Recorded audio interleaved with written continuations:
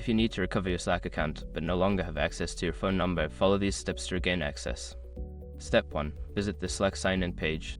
Go to the Slack sign-in page in your web browser. Enter your email address associated with your account and click on Continue. Step 2. Select Forgot Password. On the sign-in page, click on the Forgot Password link. This will prompt Slack to send a password reset email to your registered email address. Step 3. Check your email. Open your email inbox and look for the password reset email from Slack.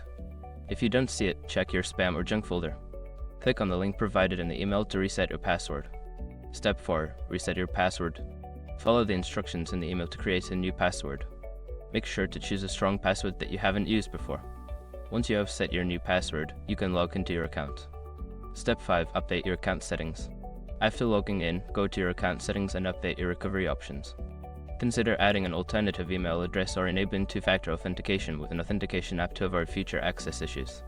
By following these steps, you should be able to recover your Slack account without needing a phone number. If you encounter any issues, consider reaching out to Slack support for further assistance.